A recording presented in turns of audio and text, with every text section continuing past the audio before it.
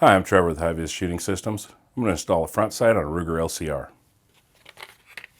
I have an LCR here. I've already removed the front sight. This front sight has a pin through it, but it works a little bit different than your average pin sight or what you'd expect, say, on a Smith & Wesson or some other Rugers. So instead of having a slot in the barrel and then a lug on the bottom of the sight that drops into that slot where the pin goes through, this kind of works in the reverse. It has a lug that protrudes on the top of the barrel with the hole drilled through that.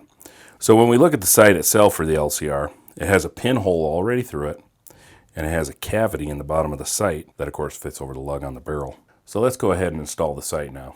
We're going to take the roll pin and we're going to install it in the sight first. So this sight has a 1/16 inch roll pin.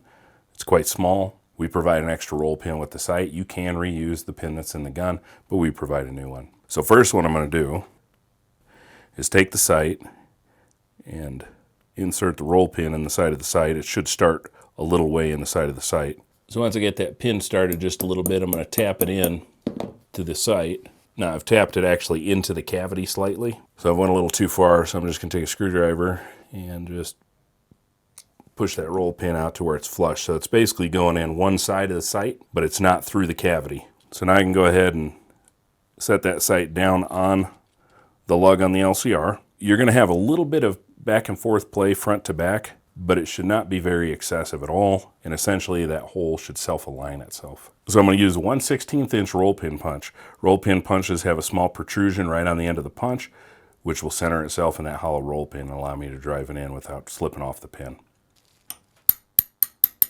You can see as I start driving the pin in, it's going right through the lug.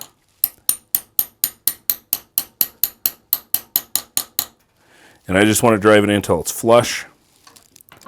Take the gun on the vise, turn around to the other side, make sure it's flush. That's 1/4 inch roll pin. The sight is 1/4 inch wide, so that pin should be flush on both sides of the sight once it's installed. As I drove this particular pin in, it went right through. On occasion, what you'll encounter is that pin will go through the sight, through the lug, and it'll stop on the off side, and you'll have to give it a little bit more force when you hit it just to get it started going through the other side of the sight, and then it'll continue through until it's flush on both sides.